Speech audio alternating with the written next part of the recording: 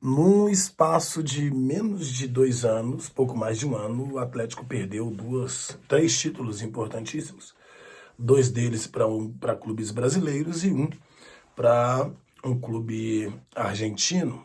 Libertadores para o Botafogo, Copa do Brasil para o Flamengo e agora a Copa Sul-Americana para a equipe do Lanús. Nessa Copa Sul-Americana, claro, analisando superficialmente, apenas em termos de jogabilidade, é extremamente negativo quando vamos falar apenas do passional. Mas se formos racionalizar o que aconteceu na partida de ontem, a gente vai entender que existem pontos positivos também. Por que existem pontos positivos em uma perda de uma final de um torneio sul-americano? O Atlético poderia voltar à Copa Libertadores de América? Como assim tem ponto negativo nisso? Tem ponto positivo nisso.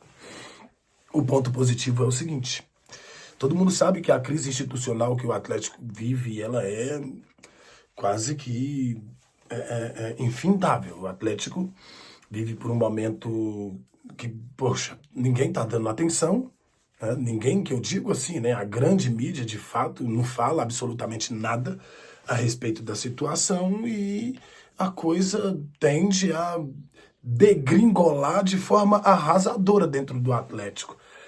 Um dos donos do Atlético, ele não tem 5%, 0,5%, 3% do Atlético, ele tem mais de 20% das ações do Atlético. Ele acabou sendo preso por envolvimento com uma organização criminosa extremamente relevante. O maior cartel do planeta ele está sendo investigado por envolvimento neste plantel, né? Nesse quartel, melhor dizendo. E, poxa, ele acabou sendo preso. E aí, como a mídia deu pouca conotação, muito em função do Atlético estar envolvido em uma grande final de torneio sul-americano, a coisa parece que foi abafada, né? O Atlético recentemente, salários atrasados dos seus jogadores e a coisa lá dentro ainda não está normalizada.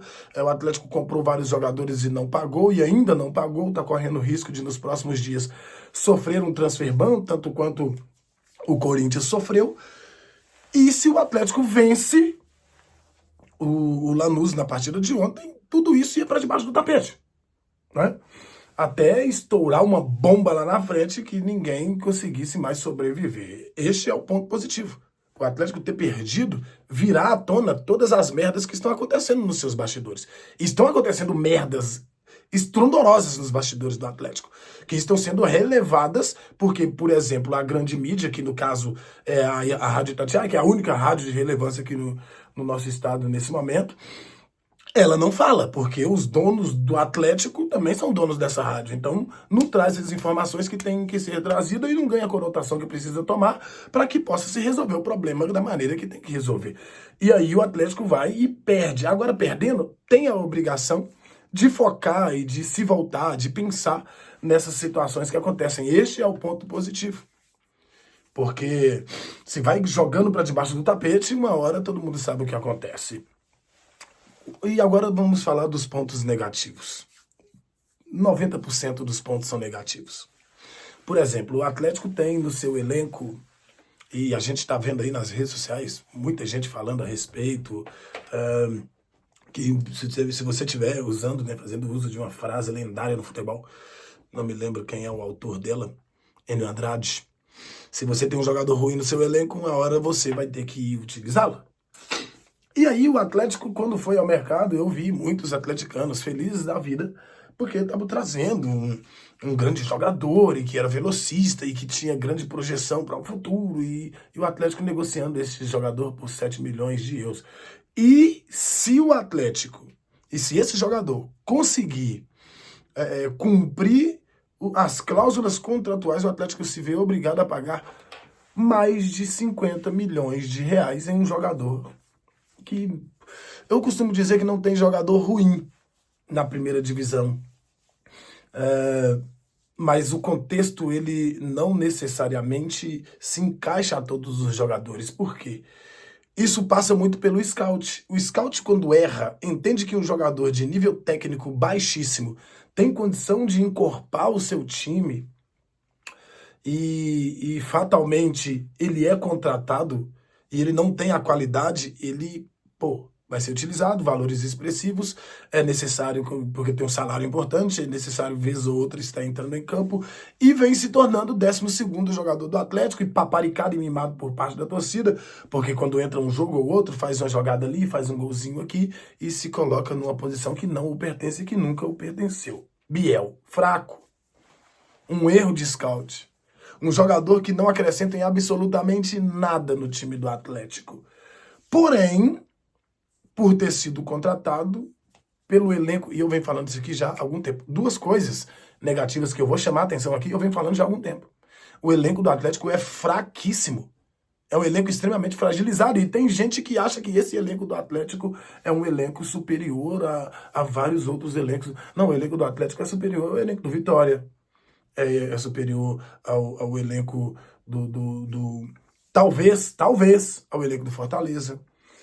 Ao elenco do Sport. A prova tá aí. Porque o Atlético chegou na final. E como que o Atlético chegou nessa final? Aos trancos e barrancos. Não houve merecimento. Chegou na final porque mereceu. Não, ele chegou na final aos trancos e barrancos. Porque dos times medíocres que ficaram na Copa Sul-Americana, o Atlético era o maiorzinho deles. Essa que é a realidade. E aí ele se encontra com o Lanús em uma final. E vamos ser realistas e verdadeiros aqui.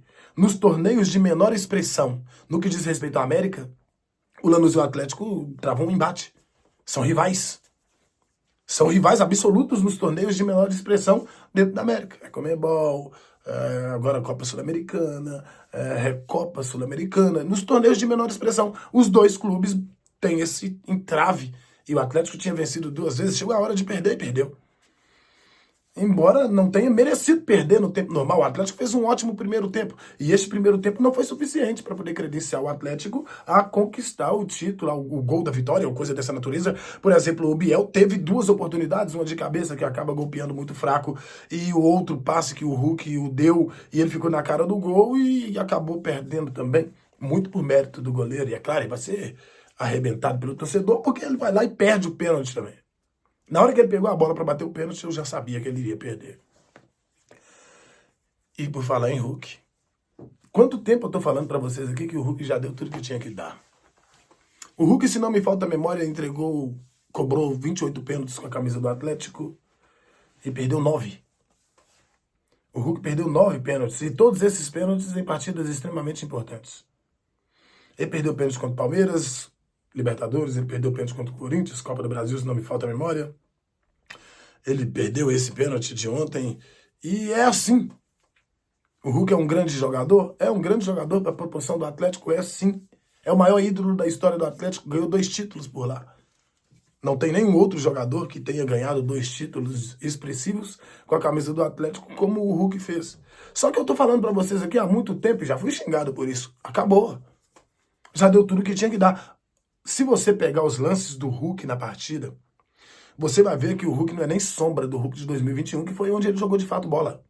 2021 jogou muita bola. 2022 vê o declínio, né? É físico, gente, é natural. Isso não é para menosprezar o jogador, não. 2021, alto nível. 2022, médio nível. 2023, abaixo. 24, abaixo. E agora? Uma lástima. O Hulk pegou uma bola no setor de meio campo e ele foi arrancar com essa bola. Mas foi triste de ver a velocidade que o Hulk empregou naquele lance. Triste! Uma fragilidade. Sabe, a rotação extremamente abaixo dos demais jogadores. Mas ele tá mal fisicamente. Não, ele não tá mal fisicamente, não. É porque a idade chegou, o Hulk já entregou tudo. Tudo para o futebol que ele poderia entregar. Pode criar qualquer esquema de jogo para o Hulk jogar, que ele não vai entregar. Porque chega um momento que acaba. É assim que funciona. Jogador de futebol tem data de validade. E o Hulk venceu a sua data de validade. E não adianta ficar em desespero, em parafusos, como se o Atlético fosse obrigado a vencer a equipe do Lanús. Primeiro, a grandeza do Atlético não é tão elevada assim. A ponto de falar, vai vencer porque... Não é tão elevada assim. Sejamos realistas aqui. E outra coisa, o time do Atlético é ruim. O técnico do Atlético é problemático. resolveu o problema parcialmente, mas ele vive causando problemas com seus próprios jogadores. Olha o Gustavo Scarpa. Gente, isso é jogo para Gustavo Scarpa ficar fora de campo? Não, não é. Mas o treinador tem suas opções e elas precisam ser respeitadas. As convicções do treinador têm que ser respeitadas. O time do Atlético é fraco. Brigou para não cair no Campeonato Brasileiro. Fato. Muito em função do que acontece no institucional. E chegou na final da Copa Sul-Americana aos trancos e barrancos, sabe lá Deus como. Perder essa final não é nenhum absurdo, tanto quanto se vencesse. Porque são os dois times da mesma estatura, são dois times ruins e que fizeram um jogo muito ruim. Os goleiros fizeram 2 ou 3 intervenções razoáveis. O goleiro do Atlético não fez nenhuma intervenção. Porque o nível técnico da final foi o que o campeonato pede também. Essa aqui é a realidade. Então, infelizmente, para o torcedor do Atlético, que pensa que ainda o Hulk vai resolver os seus problemas, e para aqueles que comemoraram a chegada do Biel, todo mundo que tem um pouco de coerência sabia que esse jogador é extremamente frágil e que não se deposita confiança em jogadores dessa capacidade técnica. E que não se deposita confiança em um jogador envelhecido, que não tem mais condições. É um grande ídolo. Ponto. Acabou. Conquistou. Conquistou. Não dá para venerar um jogador quando entra em campo. Não dá para venerar. O jogador, ele é ídolo até o túnel. Passou a gratidão no futebol, ela é isso. Ela só vai até o túnel. Passou do túnel, meu irmão. Esquece. Tem que entregar, porque se não entregar, ele se torna culpado pelos fracassos da instituição.